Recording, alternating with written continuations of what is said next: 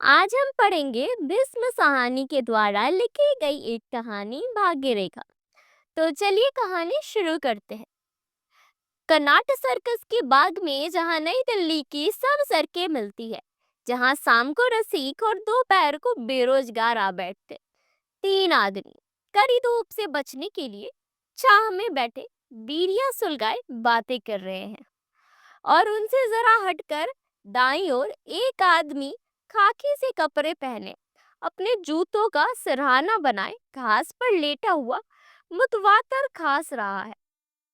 पहली बार जब वो खांसा तो मुझे बुरा लगा।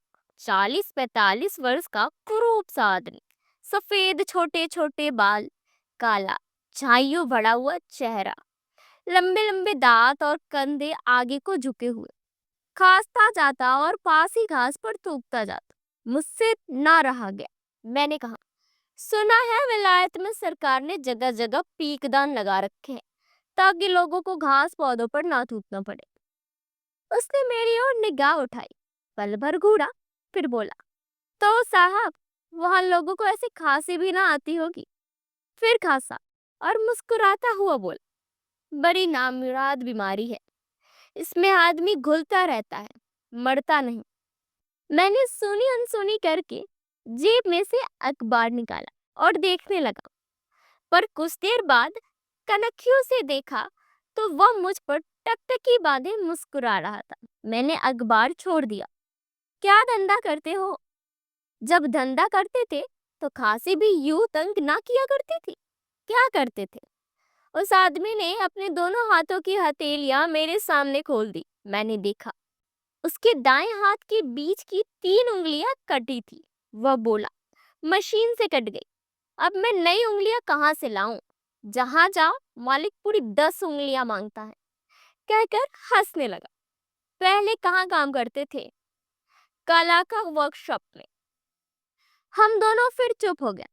उसकी राम कहानी सुनने को मेरा जी नहीं चाहता था। बहुत सी राम कहानियां सुन चुका था। थोड़ी देर वह मेरी तरफ देखता रहा, फिर छाती पर हाथ रखे लेट गया। मैं भी लेटकर अखबार देखने लगा, मगर थका हुआ था इसलिए जल्दी सो गया। जब मेरी नींद टूटी, मेरे नजदीक धीमा धीमा वार्तालाप चल रहा था। यहाँ पर तिकोन बनी है, जहाँ आयु की रेखा दिल की रेखा मिलती है। देखा, तुम्हें कहीं से धन मिलने वाला है। मैंने आंखें खोली।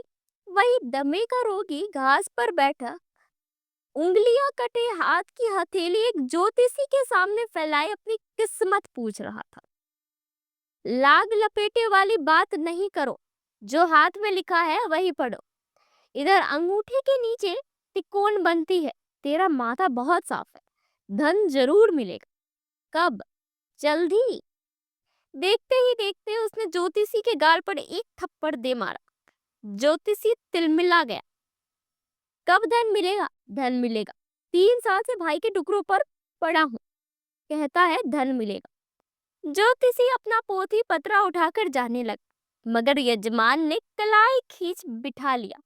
मीठी मीठी बातें तो बता दी, अब जो लिखा है वह बता। मैं कुछ नहीं कहूंगा। ज्योतिषी कोई 20-22 वर्ष का युवक था।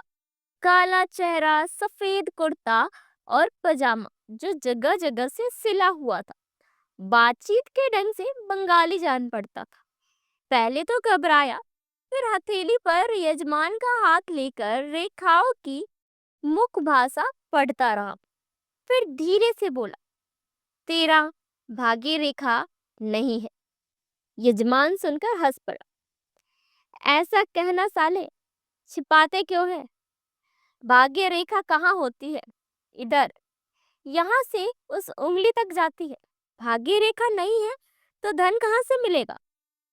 धन जरूर मिलेगा।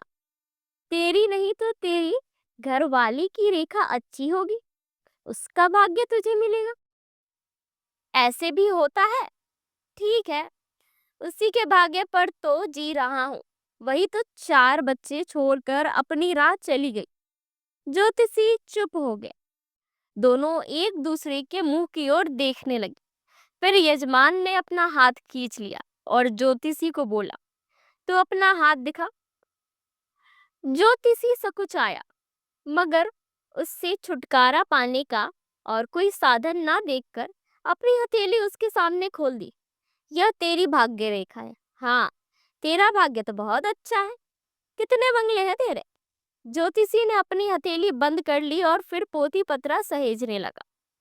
दमे के रोगी ने पूछा, बैठ जा इधर, कब से यहाँ धंधा करने लगा है? ज्योतिषी चुप। दमे के रोगी ने पूछा, कहाँ से आया है? पूर्वी बंगाल से। शरणार्थी है? हाँ। पहले भी यही धंधा? या? ज्योतिषी फिर चुप। तनाव में ढीला पड़ने लगा। यजमान धीरे से बोला, हमसे क्या मिलेगा, जा किसी मोटर वाले का हाथ दे। ज्योतिषी ने सिर हिलाया, वह कहाँ दिखाते हैं जो 2 पैसे मिलते हैं तुम्ही जैसों से। सूर्य सामने पेड़ के पीछे ढल गया था। इतने में 5-7 चपरासी सामने से आए और पेड़ के नीचे बैठ गए। जा, उनका हाथ देख, उनकी जेब खाली ना होगी। मगर ज्योतिषी सहमा सा बैठा रहा। एकाएक बाघ की आबादी बढ़ने लगी। नीले कुर्ते पजामे पहने लोगों की कई टोलियां एक एक करके आई और पास के फुटपाथ पर बैठने लगी। फिर एक नीली सी लॉरी झपटती हुई आई और बाघ के इन सामने रुक गई। उसमें से 15-20 लठधारी पुलिस वाले उतरे और सड़क के पार एक कतार में खड़े हो गए। बाघ की हवा में तनाव आने लगा। राहगीर पुलिस को देखकर रुकने लगे। पैरों के तले भी कुछ मजदूर आ जुटे। लोग किस लिए जमा हो रहे हैं? ज्योतिषी ने यजमान से पूछा। तुम नहीं जानते हो, आज मई दिवस है, मजदूरों का दिन है। फिर यजमान गंभीर हो गए। आज के दिन मजदूरों पर गोली चली थी।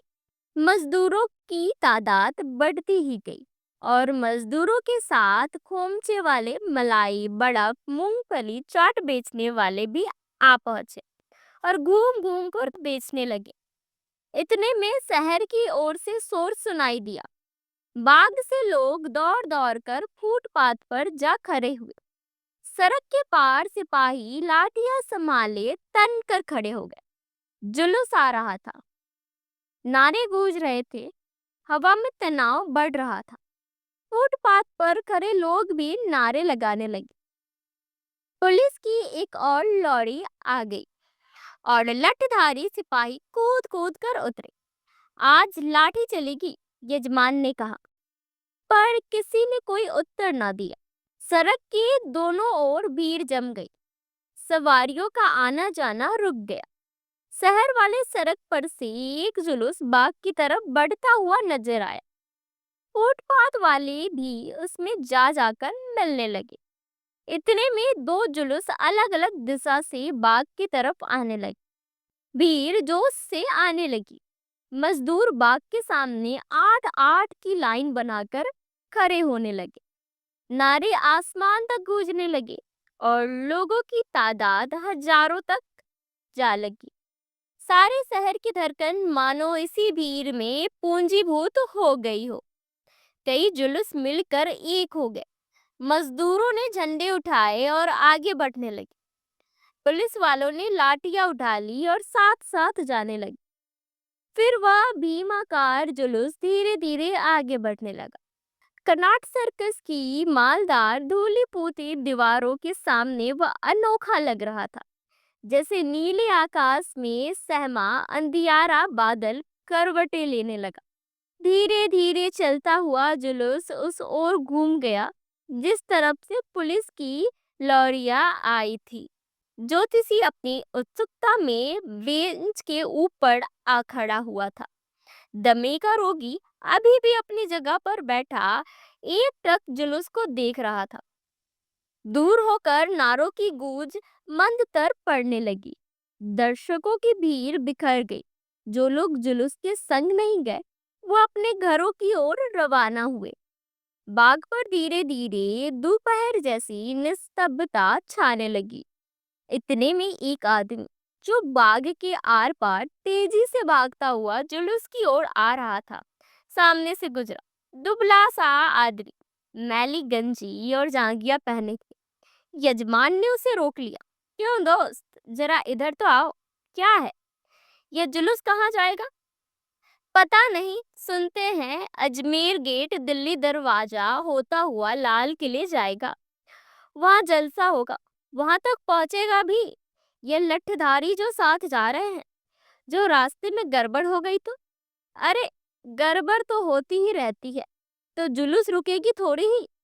कहता हुआ वह आगे बढ़ गया। दमीका रोगी जुलूस के ओझल हो जाने तक टकटकी बांधे उसे देखता रहा। फिर ज्योतिषी के कंधे को थपथपाता हुआ उसकी आंखों में आंखें डालकर मुस्कुराने लगा। ज्योतिषी फिर कुछ सकुचाया, घबराया। यजमान बोला, देखा साले? हाँ, देखा है।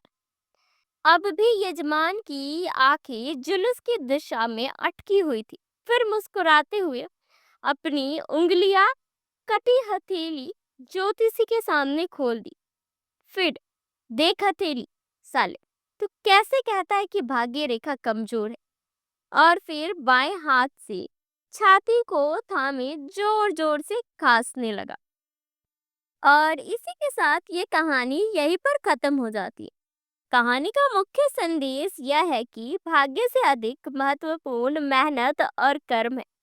यह समाज में फैले अंधविश्वासों और भाग्यवादिता की मानसिकता पर प्रहार करती है, जो कई लोगों को अपनी स्थिति सुधारने से रोकते हैं। विस्म साहनी ने इस कहानी के माध्यम से बताया है कि असली ताकत मेहनत और आत्मविश्वास में होता है, न कि केवल भाग्य रेखाओं में।